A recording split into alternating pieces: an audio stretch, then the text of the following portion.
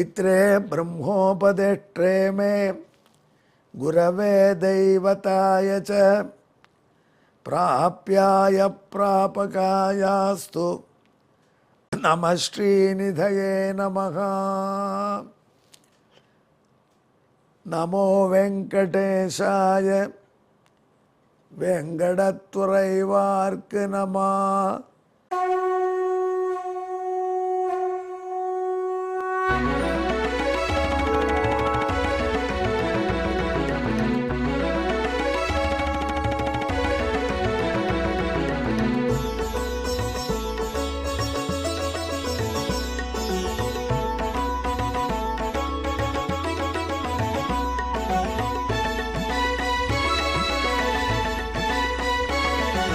सहस्रनामं सहस्रनामं श्रीवेंकटेश सहस्रनामं सहस्रनामं सहस्रनामं श्रीवेंकटेश सहस्रनामं।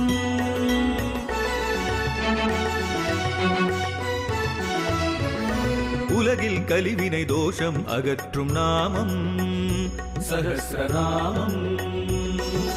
உயர்வுகளை வாழ்வில் அளிக்கும் நாமம் சஹஸ்ரநாமம். திருமலையில் தினம் அர்ச்சனை நடைபெறும் நாமம் சஹஸ்ரநாமம். திருவேங்கடனின் தரிசனம் காட்டும் நாமம் சஹஸ்ரநாமம். சகஸ்ரநாமம் சகஸ்ரநாமம் श्रीवेंकटेश सहस्रनामं सहस्रनामं सहस्रनामं श्रीवेंकटेश सहस्रनामं। அன்பர்களே வணக்கம். இப்பொழுது நாம் திருவேங்கடமுடையானுடைய சகஸ்ரநாமத்திலே 552வது திருநாமத்தை அனுபவிக்கப் போகிறோம். இது அனந்த பக்தரன்.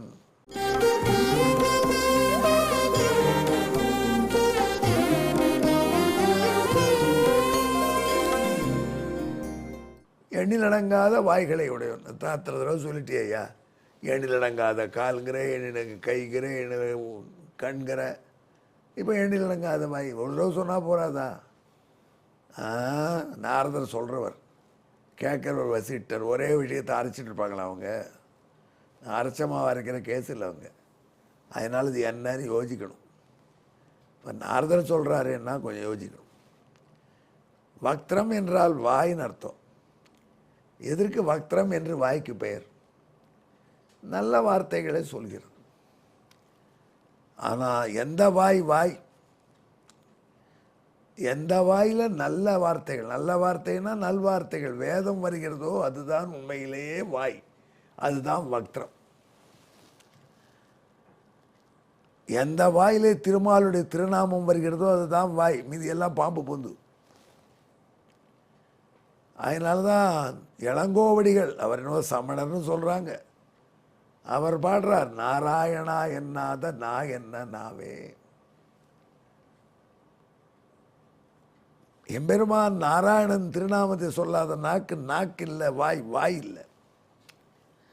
அதில் வக்திரம் என்றால் அது பகவத் திருநாமத்தை சொல்ல வேண்டும். ஆனால் வேதங்கள் என்பதற்கு என்ன ஏற்றம்? அதுவும் பகவானுடைய திருநாமங்கள். வேதாட்சராணி யாவந்தி படிதானி த்விஜாதிபிகி தாவந்தி ஹரிநாமானி கீர்த்தித்தானி நசம்சேகா. வேத எழுத்துக்கள் எவ்வளவு நாம் சொல்கிறோமோ அவ்வளவு ஹரிநாமம் சொன்ன பலன். அந்த வேதம் எவ்வளவு இருக்குது? ஒரு 1000 பாடலா, 2000 பாடலா, 10,000 பாடலா? எவ்வளோ சுவாமி வேதம்? ராமாயணம்னா 24,000 ஸ்லோகங்கிறாங்க. வியாச பாரதம்னா 1,00,000 ஸ்லோகங்கிறாங்க. ஹரிவம்சத்தோடு சேர்த்தா சபாத லட்சம் என்று 1.25 லட்ச ஸ்லோகம்ங்கிறாங்க. விஷ்ணு புராணம் 6000 ஸ்லோகம்ங்கிறாங்க. பாகவதம் 18,000 ஸ்லோகம்ங்கிறாங்க. இப்படி கணக்கு இருக்குது. அப்படி வேதத்துக்கு எவ்வளோ பாடல்கள் உண்டு.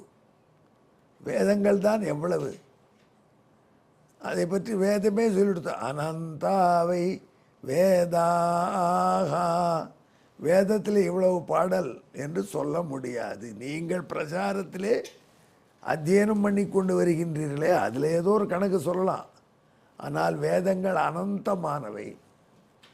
அல்ல, அனந்தம் என்றால் வேதம், அனந்தன் என்றால் நாராயணனுடைய திருநாமம், அனந்தம் என்றால் வேதம். அனந்தாவை வேதா, எதுக்கு எண்டில்லையோ, எதுக்கு முடிவில்லையோ அது அனந்தம்.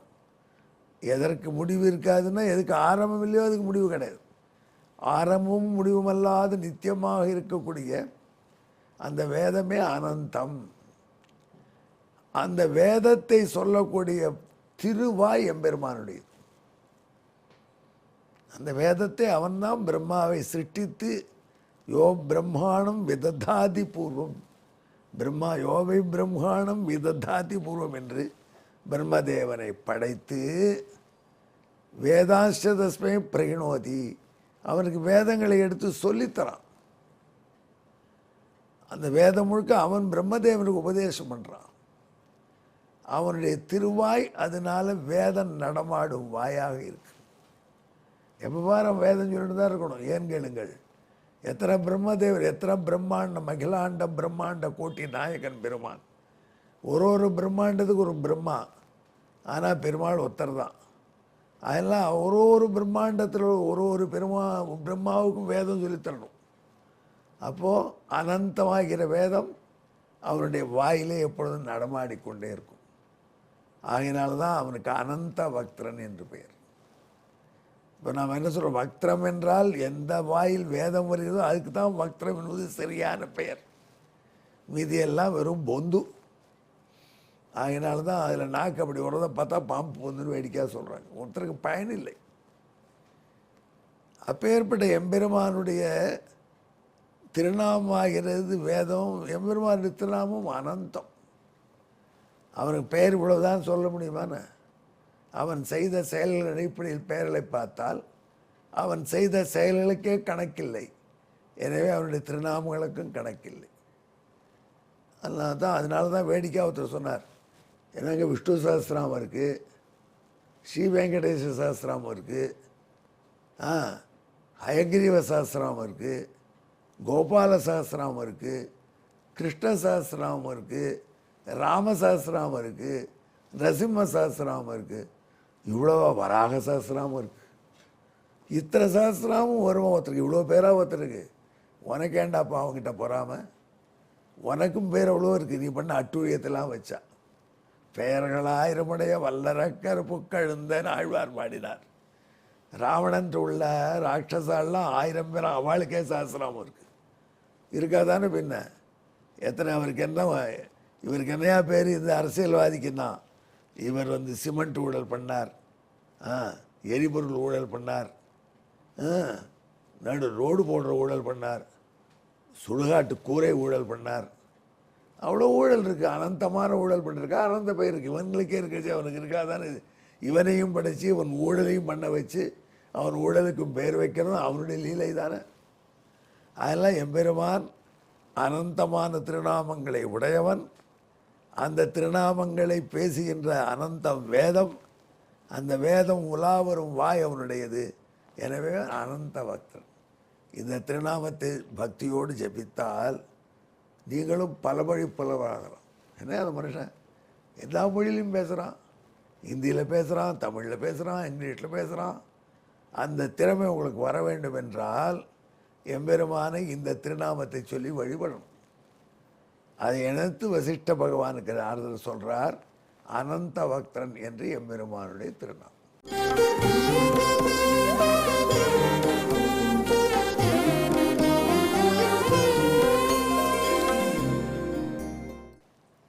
வக்திரம் தத் வக்திரம் யத், இதுக்கு பின்னணியான ஸ்லோகம் இது.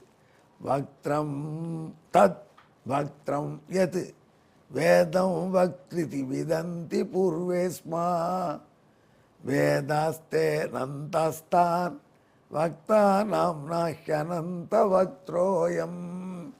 அன்பர்களே, இது இந்த திருநாமத்துக்கான பின்னணி ஸ்லோகம். இந்த பின்னணியை தமிழ் பாட்டு எங்கன்னு கேட்பீர்கள் அல்லவா? தமிழை சொல்லும். வாயென்றால் வேதம் அவன் பெயர் சொல்லும். வாயென்றால் வேதம் அவன், வாயென்றால் வேதம் சொல்வதுதான் வாய். வேதம் என்பது அவன் பெயர், அவன் பெயர் சொல்லும். அவன் பெயரோ அனந்தம் ஆகினால அவன் அனந்த பக்தன். எது? வேதத்தை சொல்ற, அனந்தமான வேதத்தை சொல்ற முகத்தை உடையவன். அனந்தமாம் அதுவே, அதனாலே அதனை உணர்த்தும் அவன் பெயரும் அனந்த பக்தன் அதுவே ஆமே. அதனால்தான் பாதுகா சகஸ்ரம் என்று எழுதத் தொடங்கினார் தேசிகன். 1000 ஸ்லோகம் என்னை பற்றி பாடுகிறாயா என்று பாதுகா தேவி கேட்டார். ஆமாம் அப்படின்னா தேசிகன். எதுக்கு 1000 ஆயுதம்? என் பெருமை முழுக்க முடிஞ்சிடுமா?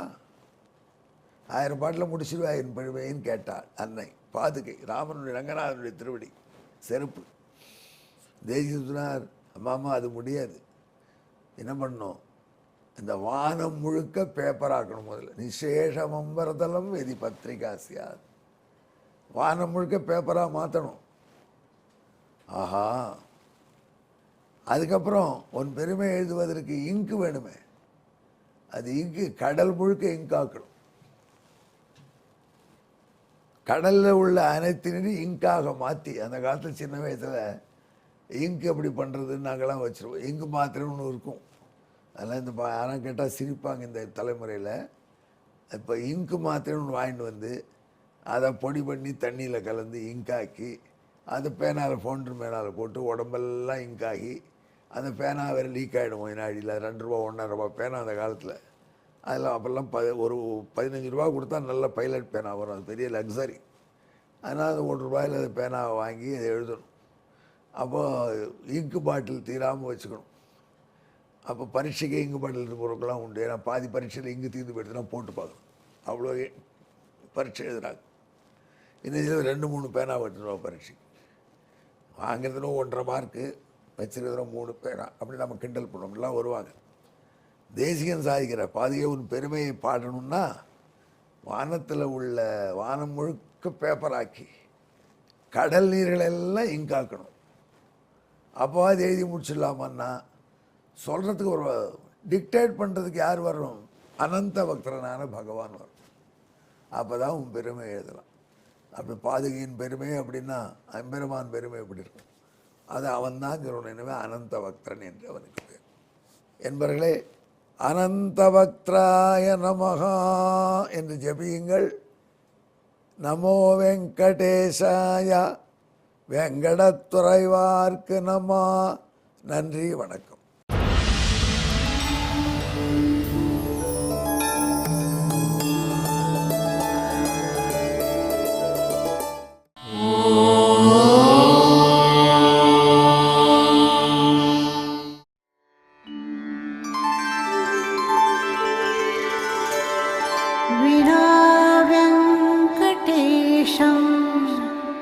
ननाथो ननाथः सदा वेङ्कटेशं स्मरामि स्मरामि.